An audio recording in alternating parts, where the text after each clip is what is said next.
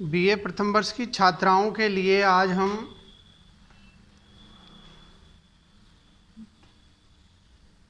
काव्यकरण, काव्य संकलन, हिंदी साहित्य प्रथम प्रश्न पत्र, बीए प्रथम वर्ष हिंदी साहित्य प्रथम प्रश्न पत्र की छात्राओं के लिए जो 5वां अध्याय है काव्यकरण या काव्य संकलन का, जिसमें तुलसीदास है, तुलसीदास की विनय पत्रिका, जिसके कृतिकार है तुलसीदास, जो राम भक्ति काव्य शाखा के प्रमुख कवि है, उनकी विनय पत्रिका है, उसकी सप्रसंग व्याख्याएं करेंगे। व्याख्याओं को हल करते समय हमें 4 बातों का या व्याख्या के 4 जो चरण होते हैं, सोपान होते हैं, संदर्भ, प्रसंग, भावार्थ और काव्य सौंदर्य, इन पर हमें विशेष जोर देना है। इनके आधार पर ही संपूर्ण व्याख्या आधारित होती है। संदर्भ के अंतर्गत छात्राएं कौन सी पुस्तक से, किस कृति से, किस रचना से प्रस्तुत पद्यांश अवतरित है, उद्धृत है, यानी जो पदावतरण होता है उसमें संदर्भ में थोड़ी दूरी होती है, जबकि प्रसंग है जो अटैच होता है, जो दूसरा सोपान है व्याख्या का प्रसंग, वो पदावतरण या गदावतरण, गद्यांश, पद्यांश, काव्यांश उसके बिल्कुल अटैच होता है। प्रस्तुत पद्यांश में कवि, लेखक क्या कहना चाह रहा है उसके बारे में संक्षिप्त में जानकारी होती है। फिर तीसरा सोपान है इसका भावार्थ, सरल अर्थ, यानी ये कठिनता से सरलता की ओर अग्रसर होती है। यह भावार्थ जो किया जाता है वो सहज सरल होता है। फिर है इसका कलात्मक सौंदर्य, विशेष टिप्पणी या काव्य सौंदर्य या कलात्मक पक्ष, ये चौथा इसका सोपान है। इसको भी हमें ध्यान में रखना है। मैं पिछले कई वीडियो में इस तरह की चर्चा में कर चुका हूँ, तो छात्राएं या विद्यार्थी विशेष रूप से इन 4 बातों पर ध्यान रखें। काव्य सौंदर्य के अंदर प्रस्तुत या उक्त पद्यांश, गद्यांश, काव्यांश, पदावतरण, गदावतरण की भाषा शैली, इसमें कौन सा काव्य गुण, काव्य दोष, अलंकार, छंद, या इसमें विशेष रूप से क्या कवि ने कहना चाहा है उसके बारे में पूछा जाता है, तो छात्राएं इन चीज़ों का ध्यान रखें। तो अब हम शुरुआत करते हैं विनय पत्रिका, जिसमें राग ललित। पहले पद को पढ़ते हैं। छात्राएं प्रस्तुत वीडियो को ध्यान से देखें और सुनें, और इसको लाइक करें और कमेंट भी करें और सब्सक्राइब करें। राम को गुलाम नाम, राम बोल्या राख्यो राम, काम यह नाम द्वय हो कबहु कहत हो, रोटी लूगा नीके राखे आगे हूँ की वेद भाके, भलो हैवे है तेरो ताते आनंद लहत हो, बंजो हो करम जड़ गर्भ गूढ़ निगड़, सुनत दुसयो हो तो सांसति सहो सहत हो, आरती अनाथ नाथ कौशल पाल कृपाल, लीनो छीन दीन देखो दूरत दहत हो, बूझो जो ही कयो मैं हूँ चेरो हैवे हो रावरोजू, मेरो को कहूँ नाही चरण गहत हो, मीजो गुरु पीठ अपनाई गई वहाँ बोली, सेवक सुखद सदा विरद वहत हो, लोग कहें पोच सोचने न सोच न संकोच, मेरे व्याह ने व रेखी जाति पाति न चहत हो, तुलसिया काज काज राम ही के रिजे खीजे, प्रतीति मन मुदत रहत हो। अब हम प्रस्तुत पद्यांश की सप्रसंग व्याख्याएं करते हैं। तो व्याख्या के अंतर्गत पहला जो आता है, इसका संदर्भ क्या है। प्रस्तुत पद्यांश या पद्यावतरण हमारी पाठ्य पुस्तक काव्यकरण या काव्य संकलन में संकलित तुलसीदास द्वारा रचित विनय पत्रिका से उद्धृत है।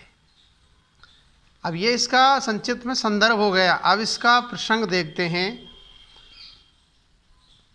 प्रस्तुत पद्यांश में तुलसीदास जी अहंकार को छोड़कर स्वयं को राम का गुलाम सेवक बनकर राम नाम रटकर सुख का अनुभव करते हैं। वे राम के भरोसे रहकर सब प्रकार की चिंताओं से मुक्त रहते हैं। स्वयं को राम का गुलाम मानने में उन्हें कोई संकोच नहीं होता है। इसी बारे में कवि यहाँ वर्णन कर रहा है, चित्रण कर रहा है। ये इसका प्रसंग हो गया। अब इसका हम सरल अर्थ या भावार्थ देखते हैं। तो विनय पत्रिका का ये जो राग ललित है, ललित का मतलब होता है सुंदर।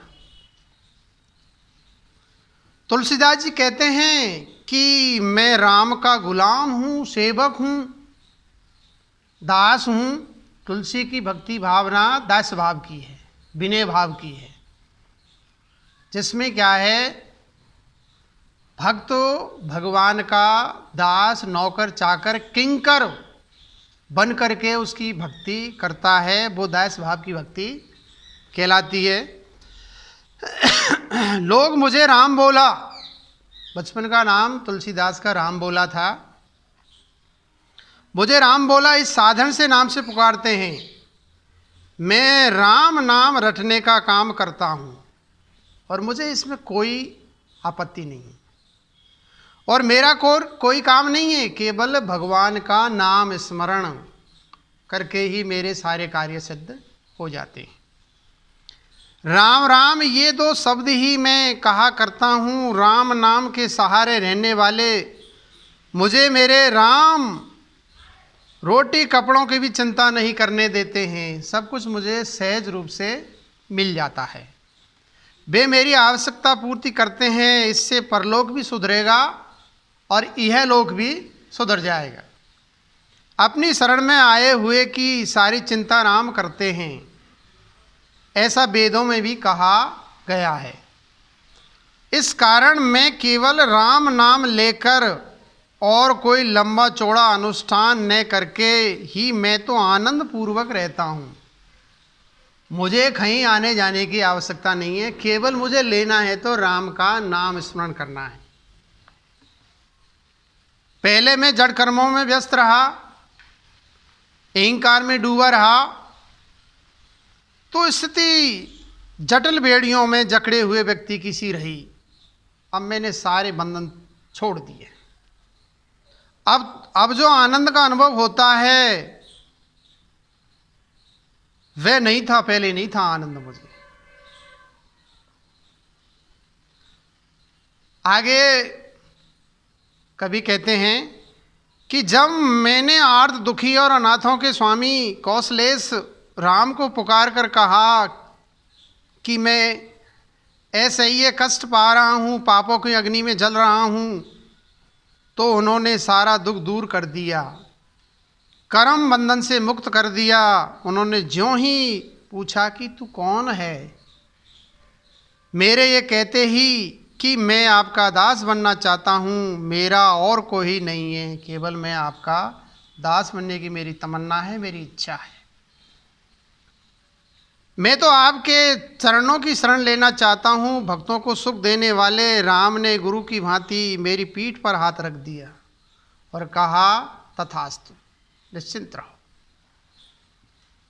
उन्होंने मुझे अपना लिया, मेरी बाँह थाम ली और कहा कि मैं तो शरणापन्न की रक्षा करने के अपने वृद्ध यश और बाण का सदा ही निर्वाह करता हूँ। तुलसीदास जी कहते हैं कि इस प्रकार राम की शरण में जाने, स्वयं को उनका गुलाम बनाने में मुझे कोई संकोच नहीं है, कोई चिंता नहीं है और न इसके लिए मेरे मन में कोई हीन भाव है। लोग मुझे तुच्छ समझे तो समझते रहे, मेरी सेहत पर कोई प्रभाव नहीं पड़ेगा। मुझे किसी के साथ कौन सा विवाह करना है, मेरे मन में विवाह का विचार नहीं है। जाति पाति के बारे में भी मुझे सोचना नहीं है। मुझे कोई ऊंची जाति का माने ये भाव भी नहीं है मेरे मन में। जाति पाति से मेरा कोई लेना देना नहीं है। मैं तो यही मानता हूँ कि मेरे काम का बनना बिगड़ना राम की प्रसन्नता अप्रसन्नता पर निर्भर है। ऐसे विषयों के बारे में न सोचकर मैं तो राम प्रेम पर अटूट विश्वास रखकर मन में प्रसन्न और निश्चिंत रहता।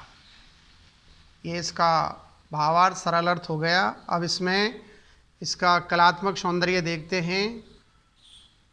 इस पर विशेष क्या क्या लिखा है, इस पर टिप्पणी लिखते हैं।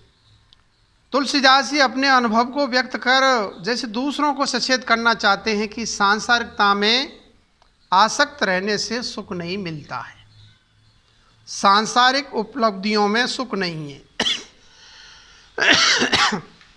वह तो राम के भजन से ही प्राप्त होता है। दूसरा, राम का भजन करने की कोई जटिल प्रक्रिया नहीं है, सीधे राम नाम रटते जाना पर्याप्त है। भक्त को यह विश्वास होना चाहिए कि वे भक्त की सारी जिम्मेदारी निभाते हैं। बस एक निष्ठ भगवान की भक्ति में तल्लीन होकर के, दत्तचित्त होकर के, तेरे मेरे की अपने पराये की भावना को छोड़ करके भगवान को पूर्ण रूप से समर्पण कर देना चाहिए। समर्पण भाव भक्ति में आवश्यक होता है। शरण में आए हुए की रक्षा करने की राम की प्रतिज्ञा है। जो कोई भगवान की शरण में चला जाता है, भगवान उसकी पूरी मनोकामना पूरी करते हैं। उनका स्वभाव है। गीता में भी कहा गया है, सर्वधर्मान परित्यज्य मामेकम शरणम ब्रज अहम त्वाम सर्व पामेम्यो मोक्षण्यम मां शुचि। सूरदास जी ने भी कहा है, हम भक्तन के भक्त हमारे, सुन अर्जुन पर प्रतिज्ञा मोरी, ये व्रत टरत न टारे। पद्यांश की भाषा ब्रज भाषा है, इसकी शैली पद शैली है, यहाँ भक्ति रस है। एक सच्चे भक्त की भांति तुलसी अपने आराध्य को अपना सर्वस्व मानते हैं और बिना संकोच स्वयं को उनका सेवक मानते हैं। तो ये एकनिष्ठ भक्ति है तुलसीदास जी की। सूरदास जी की तो शक्य भाव की भक्ति है, तुलसीदास की दास भाव की भक्ति है। उन्होंने रामचरितमानस में कहा भी है, सेव्य सेवक भाव बेनु भवो न तरिये उर्गारी। और भी लिखा है तुलसीदास जी ने कि तुलसीदास सदा हर चेरा, कीजे नाथ हृदयमयी डेरा। वर्ण विषय भाव पक्ष और कला पक्ष दोनों दृष्टियों से ये उत्तम पद है। बस अगला पद, जानकी जीवन जग जीवन जगत हित, जगदीश रघुनाथ राजीव लोचन राम। शरद विधु बदन सुखशील श्री सदन, सहज सुंदर तनु शोभा अगणित काम। जग सुपिता सुमाता सुगुरु सुहित सुमीत, सबको दाहिनो दीन बंधु काहू को निबाम। आरती हरण सर नद अतुलित दानी, प्रणत पालु कृपालु पतित पावन। नाम सकल विश्व वंदित सकल सुर सेवित, आगम निगम कहे राव रेई गुण ग्राम। इं जान तुलसी तिहारो जन भयो, न्यारो को गनीबो जहाँ गने गरीब गुलाम। अब हम प्रस्तुत पद्यांश का संदर्भ देखते हैं। प्रस्तुत पद हमारी पाठ्य पुस्तक काव्य संकलन या काव्यकरण में संकलित तुलसी द्वारा या तुलसीदास जी द्वारा रचित विनय पत्रिका से उद्धृत अवतरित है। अब इसका प्रसंग देखते हैं। तुलसीदास जी चाहते हैं, प्रस्तुत पद्यांश में तुलसीदास जी चाहते हैं कि राम उन्हें भी अपना गुलाम दास स्वीकार कर लें। तुलसी ने राम के अनेक गुण बतलाए हैं, उन्हीं के कारण वे गुलाम बनने की इच्छा करते हैं। उन गुणों को ध्यान में रखें तो राम भी उन्हें अस्वीकार नहीं करना चाहेंगे। यहाँ इसी संदर्भ में ये वर्णन किया गया है। अब इसका सरल अर्थ भावार्थ देखते हैं। तुलसीदास जी राम के गुण का वखान करते हुए कहते हैं कि आप सीता जी के तो जीवन आधार हैं, प्राण आधार हैं, जगत को भी जीव देने वाले, जीवन देने वाले, जगत भर के हितकारी हैं, जगत के ईश्वर स्वामी ही है, रघुकुल के मालिक हैं, कमल के समान सुंदर नेत्रों वाले हैं राम। आपका मुख शरद ऋतु के चंद्रमा सा है, औरों को सुख देने का आपका स्वभाव ही है, लक्ष्मी का निवास स्थान है, आपका शरीर अकृत्रिम रूप से ही सुंदर है। इस प्रकार आपकी शोभा तो अगणित कामदेवों के समान है। यानी सुंदरता में भगवान श्री राम का जो सौंदर्य है, शारीरिक मानसिक सौंदर्य है, वो कामदेव से भी अति सुंदर है। आप जगत भर के पिता, अच्छी माता, गुरु और हितकारी मित्र हैं। आप किसी के विरुद्ध न होकर अनुकूल रहने वाले दीन दुखियों के आप ही बंधु हैं। आप किसी का बुरा नहीं करते, आपत्तिग्रस्त जनों की आपत्ति दुखों को दूर करने वाले, शरण मांगने वालों को अपनी शरण में लेने वाले हैं, जिसकी तुलना नहीं की जा सकती है। ऐसे महादानी हैं आप। शरण में आ चुके लोगों की रक्षा करने वाले कृपालु हैं। पतित हुए जनों को पवित्र करने वाले आपका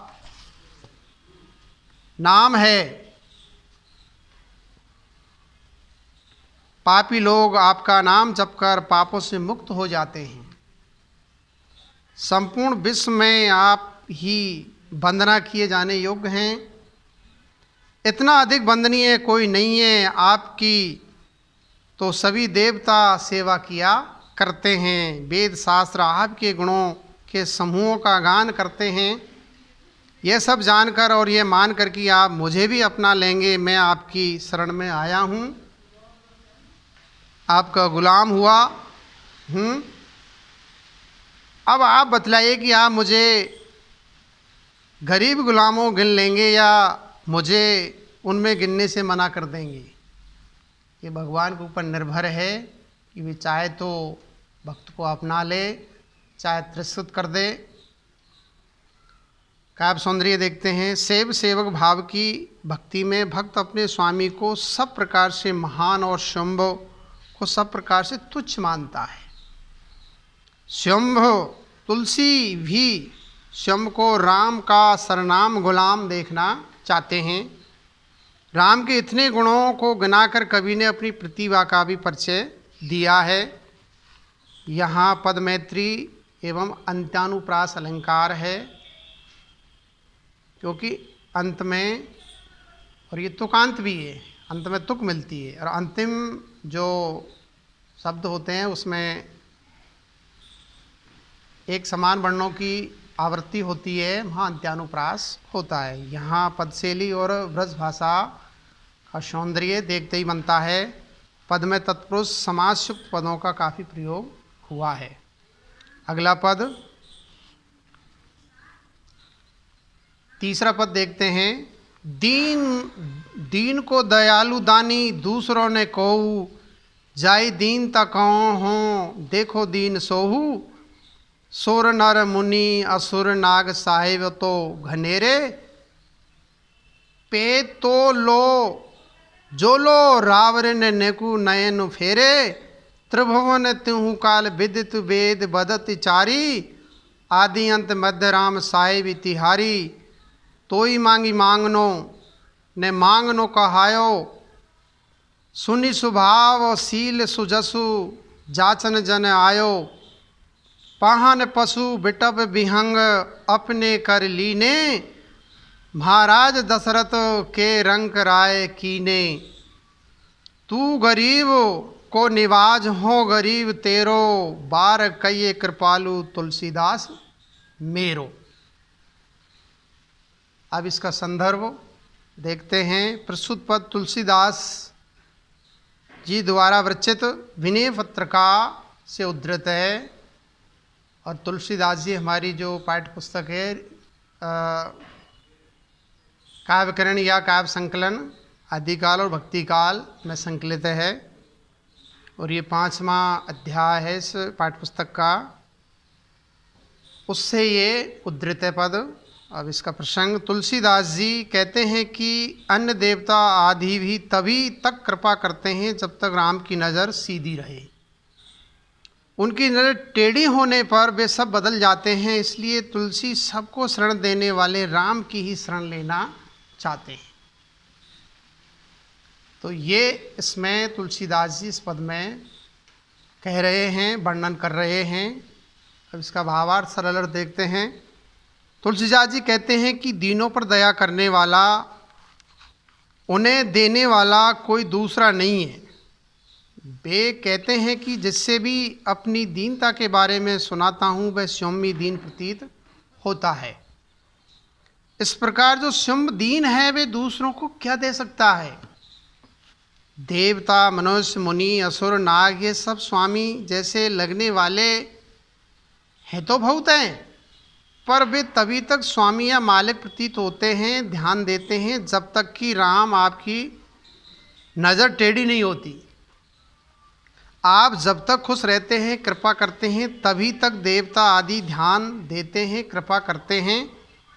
तीनों लोकों में, भूत, वर्तमान, भविष्य, तीनों कालों में यही बात प्रसिद्ध है। चारों वेद भी यही वर्णन करते हैं। आदि, मध्य और अंत में, यानी सदा निरंतर स्वामी का दायित्व निभाने वाले तो आप ही हैं। आप जिसके स्वामी बनना स्वीकार कर लेते हैं, तब आप सदा ही उसका ध्यान रखते हैं। आप देवता, मुनि, असुर आदि की तरह बदल नहीं जाते, कृपा करना बंद नहीं करते। जो मांगने वाला आपसे मांग लेता है उसे फिर किसी और से मांगना नहीं पड़ता है, फिर वह भिखारी नहीं रह जाता, वो दाता बन जाता है। मैं तुलसीदास भी आपके स्वभाव, शील, सुंदर यश के बारे में सुनकर ही आपसे ही मांगने के लिए आया हूँ। आगे कहते हैं कि राम आपने पाषाण, पशु, वृक्ष, पक्षी तक को अपनाया है। अहिल्या क्या थी? पाषाण प्रतिमा थी। बंदर भालू क्या थे? पशु थे। यमलार्जुन वृक्ष था। जटायु, काकभुसंडी ये पक्षी थे। तो क्रमशः पाषाण, पशु, वृक्ष, पक्षी के उदाहरण हैं। हे महाराज दशरथ के पुत्र राम, आप गरीबों पर कृपा करने वाले हैं, गरीबों की दास्तान सुनने वाले हैं। आपने रंकों गरीबों को राजा तक बनाया है। मैं गरीब भी आपकी शरण में आया हूँ, यह शरणदाता आपको मानता हूँ। हे कृपालु, अब आप एक बार कह दीजिए कि तुलसीदास मेरा है। ये मैं आपके मुखारविंद से, मुख से कहलवाना चाहता हूँ। आप मुझे अपनी शरण दे दीजिए। अब इसका काव्य सौंदर्य देखते हैं। तुलसीदास जी मानते हैं कि राम की शरण में जाना सब प्रकार से कल्याणकारी है, हितकारी है। उनकी शरण ग्रहण करने वाले को फिर किसी से कुछ मांगने की आवश्यकता नहीं रह जाती। राम के सिवा और किसी की शरण ग्रहण करने में कोई लाभ नहीं, क्योंकि वे सब पर कृपा करने वाले हैं। जब तक राम नाराज नहीं होते, तुलसीदास ने अन्यत्र भी कहा है, जा पर कृपा राम की होई, ता पर कृपा करे सब कोई। गीता में श्री कृष्ण ने कहा है कि जो लोग अन्य देवताओं की पूजा करते हैं, वे उनके द्वारा दिए हुए जिन भोगों को प्राप्त करते हैं, वे भी मेरे द्वारा ही दिए गए हैं और जल्दी नष्ट हो जाने वाले होते हैं। तुलसीदास जी राम की कृपा प्राप्त कर चुके, तुलसीदास जी कहते हैं कि जिन पर ये कई अंतर कथाएं आई है, जैसे अहिल्या, जटायु आदि का उदाहरण देकर उन्हें सबका उद्धार करने वाला बतलाना चाहा है। भक्ति विश्वास होने पर ही दृढ़ होती है, बिनु विश्वास भगति नहीं होई। तो विश्वास होना चाहिए भक्ति में। तुलसीदास जी चाहते हैं कि संदेह छोड़कर लोग विश्वास के साथ एक राम की भक्ति करें। तुलसीदास स्वयं को गुलाम ही कहते हैं, क्योंकि अहम, घमंड, अहंकार रहने तक ईश्वर नहीं मिलता। कवि ने भी कहा है, जब मैं था तब हरि नहीं, अब हरि हैं मैं नहीं। यानी जब तक वो मेरे हृदय में मैं यानी अहंकार था, गर्व घमंड था, तब तक मेरे हृदय में भगवान का वास नहीं था।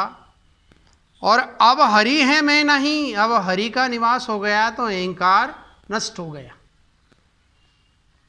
तुलसीदास का भाषा पर पूर्ण अधिकार है और ब्रज भाषा का सुंदर लालित्य देखने को मिलता है।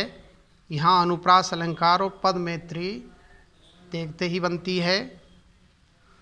अगला पद,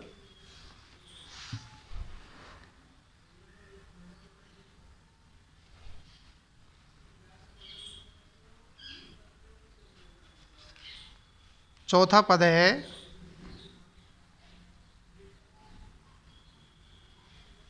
दीनन को दयाल दानी दूसरों ने कोऊ।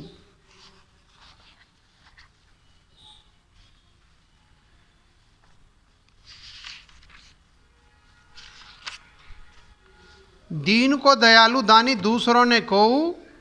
दोबारा सुन लीजिए, दीन को दयालु दानी दूसरों ने कोऊ, जाई दीन तक हो देखो दीन सोऊ। सोर नर मुनि असुर नाग साहिब तो घनेरे।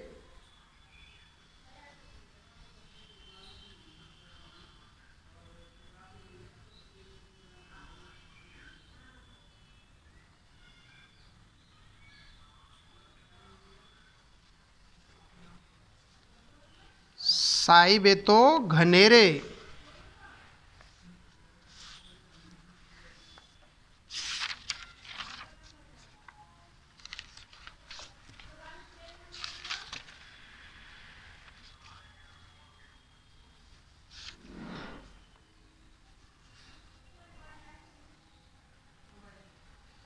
दीन को दयालु दानी दूसरों ने कोऊ। दोबारा सुन लीजिए, दीन को दयालु दानी दूसरों ने कोऊ, जाई दीन तक कहो हो देखो दीन सोऊ।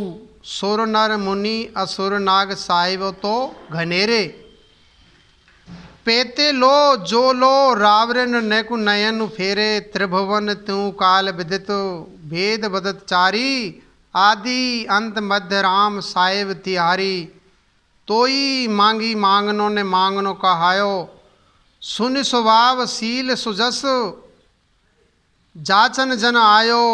पाहन पशु बटब विहंग अपने कर लीने। महाराज दशरथ के रंक राय कीने।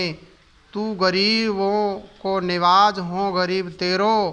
बारग कहिए कृपालु तुलसीदास मेरो।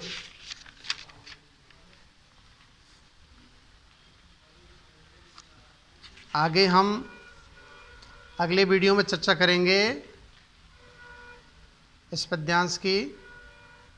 आज इतना ही। छात्राएं प्रस्तुत वीडियो को लाइक करें, कमेंट करें कैसा वीडियो लगा आपको, अच्छा लगा बुरा लगा, इस पर कमेंट लिखिए और वीडियो को सब्सक्राइब कीजिए। धन्यवाद।